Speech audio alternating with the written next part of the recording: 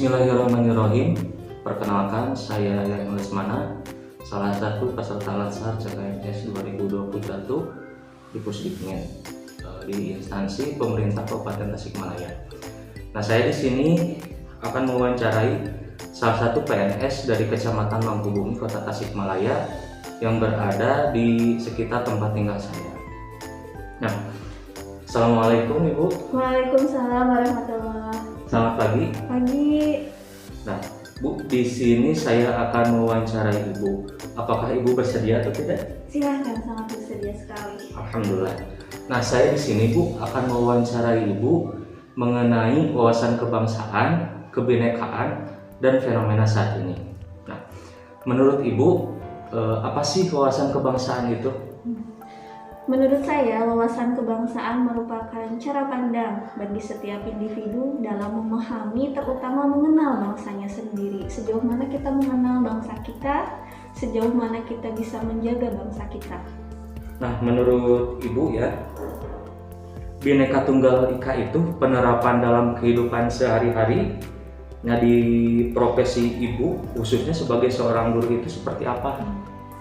Nah, karena saya profesinya sebagai guru dan saya mengajar di sekolah dasar, tentunya sangat penting sekali untuk menanamkan Bhinneka Tunggal Ika kepada anak didik sejak dini. Biasanya saya memulainya itu dengan mereka tidak membedakan antar teman. Kan sekarang banyak ya seperti saya hanya mau berteman dengan A, saya hanya mau berteman dengan B. Ada kelompok-kelompok tertentu, ada geng-geng tertentu. Nah, tugas saya sebagai pendidik adalah bagaimana menanamkan kebinekaan sejak dini dari mulai mereka pertama tidak membedakan teman. Karena Indonesia sangat beragam, baik itu beragam dari segi bahasa, kan ada yang dari Sunda, bahasanya ada yang dari Jawa, dan lain sebagainya. Dan yang paling terlihat adalah dari warna kulit, ya warna rambut. Kadangkala si itu mah pirang. Nah, aku mah keriting, aku mah lurus, kamu mah kok kayak gitu rambutnya. Nah, kita menghindari hal-hal tersebut, saling menghargai antar teman, tidak membedakan dari warna kulit, tidak membedakan bahasa, ras, suku, agama. Kita semuanya satu, bangsa Indonesia. Ya. Nah, Bu, kan saya tertarik tadi ada pernyataan Ibu mengenai bahwa kita itu tidak membeda-bedakan gitu. Jadi Ibu itu mengajarkan kepada anak, jadi walaupun berbeda-beda, mereka itu sama gitu, manusia gitu ya. Nah, di fenomena saat ini kan Ibu sebagai guru ya, guru itu kan terdapat arti yang sangat luas. Jadi guru itu kan tidak hanya di sekolah, guru juga terjun di kehidupan bermasyarakat. Nah, di fenomena saat ini terdapat beberapa fenomena ya.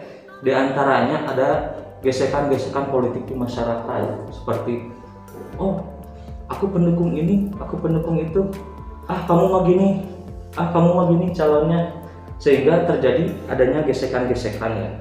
Nah, secara nasional juga terdapat beberapa gesekan politik merembet ke agama gitu.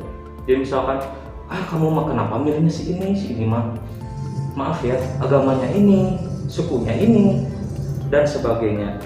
Nah, menurut Ibu ya, pendapat Ibu, bagaimana cara menyikapi perbedaan tersebut? Jadi kita itu mengarah ke Pancasila dan kebinekaan kembali. Izin menjawab ya. Kalau dari hal yang Bapak utarakan tadi itu memiliki makna yang sangat luas, namun saya izin mengerucutkan. Ya, karena saya ada di bidang pendidikan, khususnya sebagai guru sekolah dasar, maka saya mengantisipasi supaya meminimalisir hal tersebut dengan cara saat kegiatan pembelajaran, terutama dalam bahasa Indonesia, tentunya ada materi mengenai diskusi, bertukar pendapat. Nah, bagaimana kita sebagai guru menanamkan hal tersebut, saling menghargai pendapat orang lain, saling menerima masukan, dan setiap orang punya pendapatnya sendiri, setiap orang punya penilaiannya tersendiri. Namun bagaimana kita bisa saling menghargai tanpa kita menonjolkan pendapat saya seperti ini dan saya mau semuanya sama seperti saya. Kita tidak bisa memaksakan hal seperti itu. Setiap orang punya pendapat dan kita saling menghargai pendapat orang lain. Itu yang saya tanamkan kepada anak didik saya.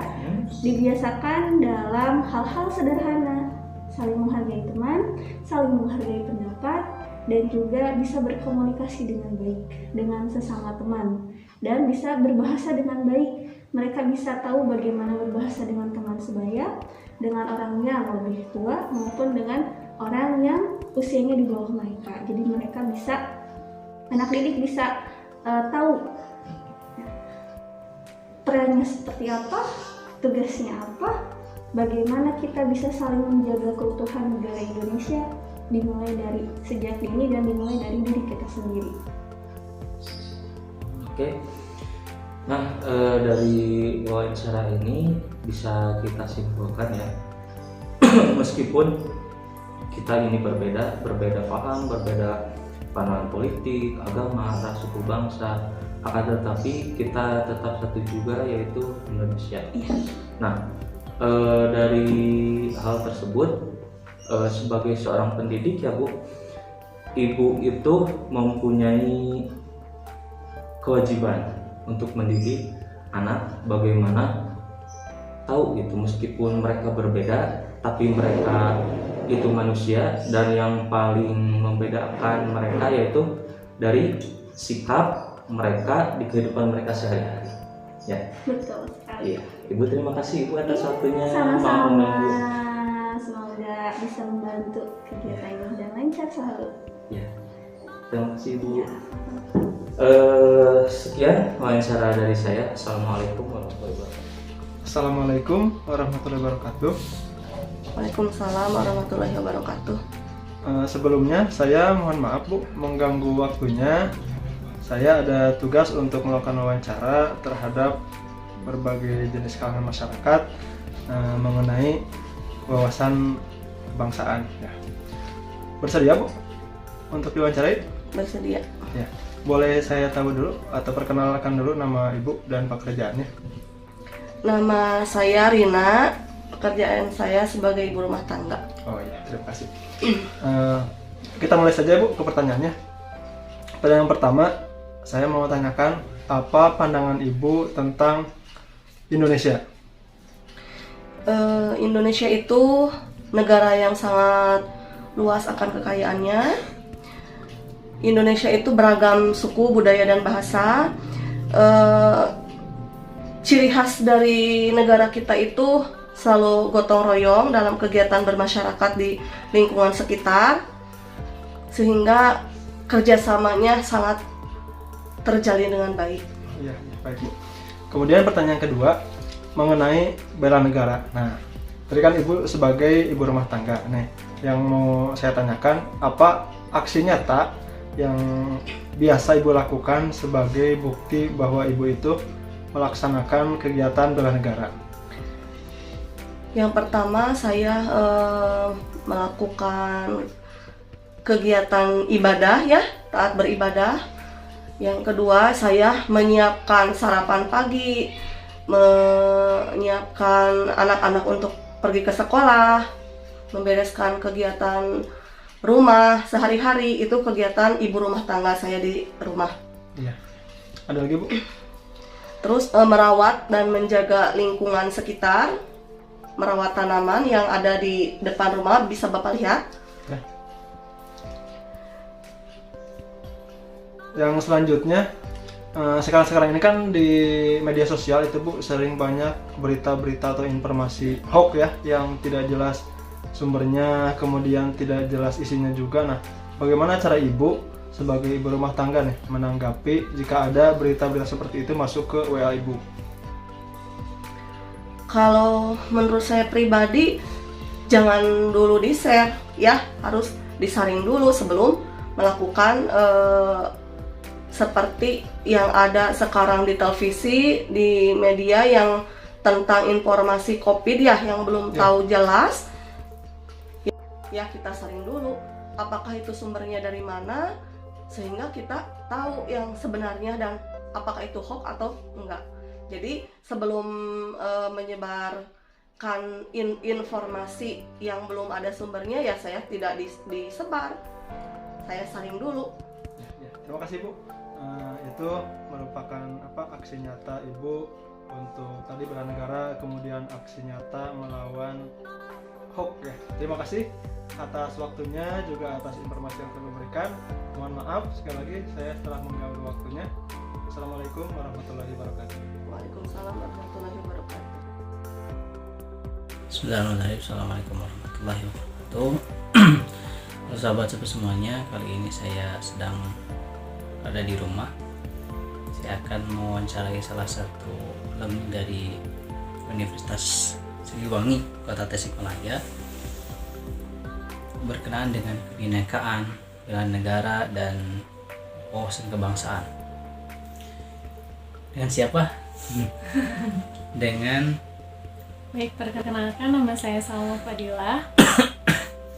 Nah, sekarang kita akan berbincang-bincang. Yang pertama, langsung saja, menurut Salma, wawasan kebangsaan di Indonesia itu sudah sejauh apa saat ini?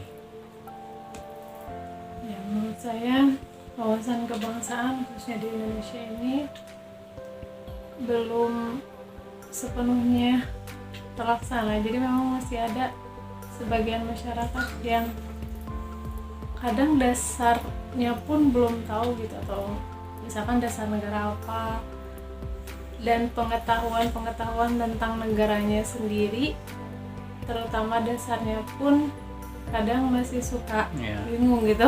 Kan istilah-istilahnya belum terlalu paham juga ya tentang wawasan kebangsaan. Berkenaan dengan kebinekaan seperti apa? Indonesia itu kan ciri khasnya itu beragam ya. Gimana kebinekaan yang katanya berbeda-beda tetapi satu tujuan? Realitanya seperti apa?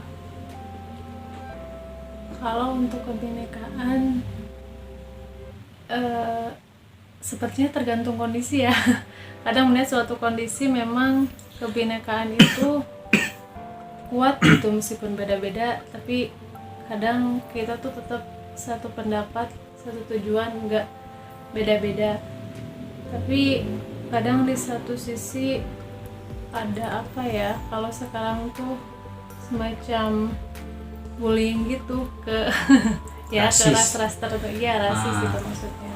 Ada rasisme ya, jadi belum sepenuhnya utuh kebinekaan itu sudah terimplementasi di Indonesia ya. Berkenaan dengan satu hal lagi nih, berkenaan dengan bela negara, sudah sejauh mana rakyat Indonesia bela negara dengan negaranya sendiri? Kadang kan kita terlalu cinta ke negara orang lain. Nah itu seperti apa coba pandangannya? Ya, untuk bela negara sendiri pun saya melihatnya orang kadang ngaku bahwa saya tuh misalkan cinta Indonesia, pokoknya NKRI harga mati. Tetapi kenyataannya memang karena mungkin apa ya, budaya asing yang masuk ke Indonesia dan juga faktor-faktor lainnya, jadi mengikis apa ya, secara nggak sadar gitu mengikis rasa apa ya, rasa kecintaan gitu terhadap negaranya. Jadi emang nggak sepenuhnya membela negara, kadang gimana gitu mungkin sama negaranya sendiri juga. Insecure insecure terhadap negaranya sendiri. Kadang ada bangga juga sama negara lain gitu. Ya, jadi nilai, terutama nilai cinta tanah air itu masih perlu ditingkatkan lagi ya. Oke, itu jadi beberapa poin yang bisa saya tangkap itu. Yang pertama yang ketiganya lah, dari yang ketiganya, jadi Indonesia perlu meningkatkan khususnya dalam wawasan kebangsaan. Masih banyak orang yang dalam istilahnya pun belum mengerti, belum paham. Kemudian dalam bela negara masih banyak yang lebih membela negara lain gitu ya. Kemudian dalam kebinekaan juga masih belum seutuhnya Indonesia itu.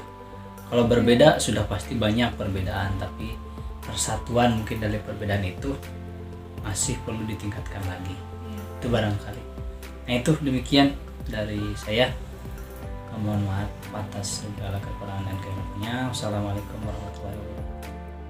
Masyarakat Indonesia telah memahami akan pentingnya pengetahuan wawasan kebangsaan dan kebinekaan di Indonesia. Aksi bela negara dilakukan sesuai dengan profesi mereka. Terhadap isu-isu kontemporer, masyarakat dapat dengan mudah mengaksesnya melalui internet, namun mereka juga sadar bahwa tidak semua berita di media adalah benar.